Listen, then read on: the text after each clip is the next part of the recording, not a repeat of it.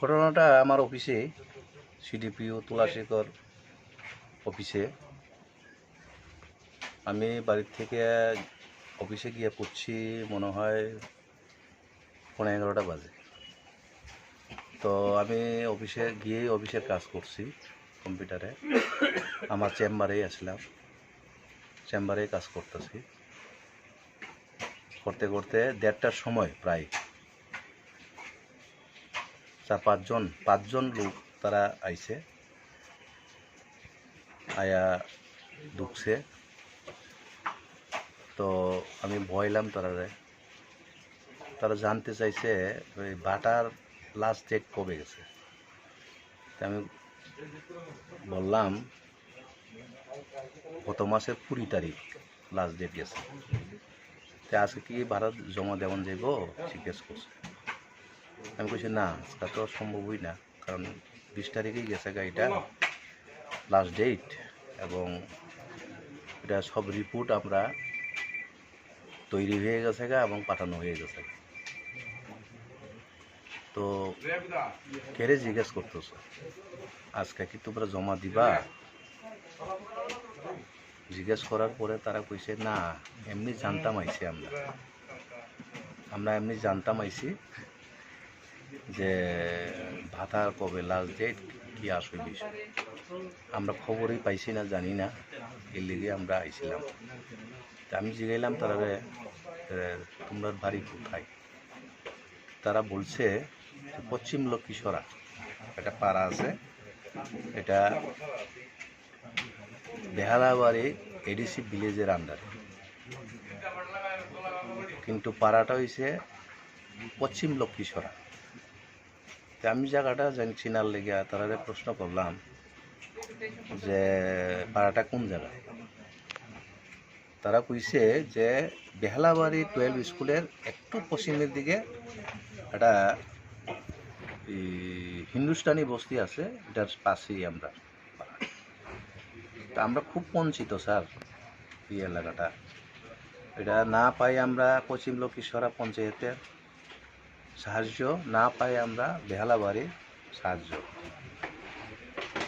তো এইভাবে বলতে বলতে তো ওনারা আরেকটা বলছে যে ওনাদের এখানে পশ্চিম লক্ষ্মীসরা অঙ্গনওয়াড়ি সেন্টার একটা আছে, তো ওইখানের দিদিমণি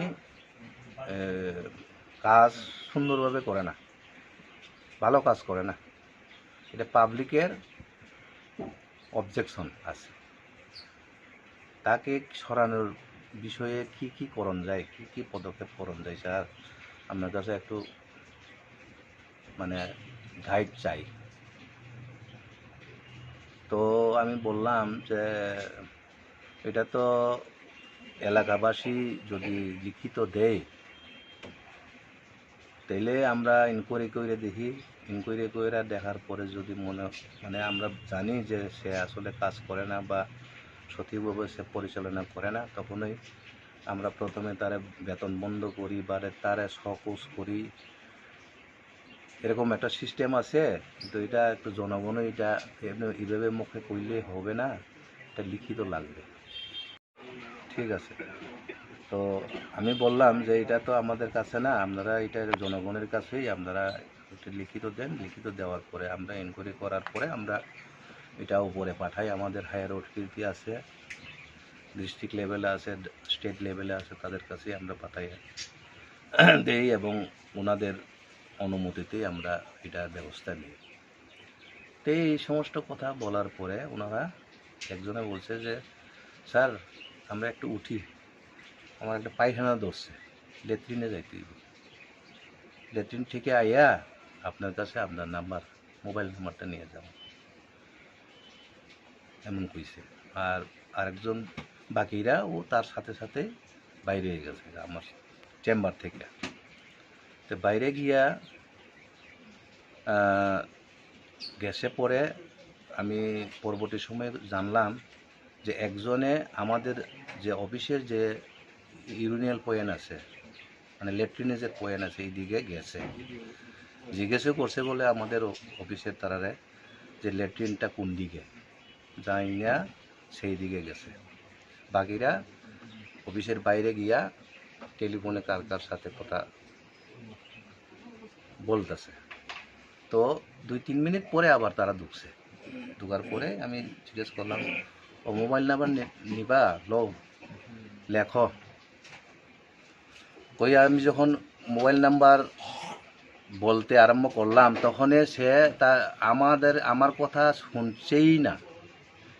না শোনার আগেই আমারে চিনোনি, আমি কে, আমি নেতা, আমারে চিনো না, আমারে চিন্না রাখো কই আমারে চর থাপড় দিতে আরম্ভ করছে হঠাৎ কইয়া।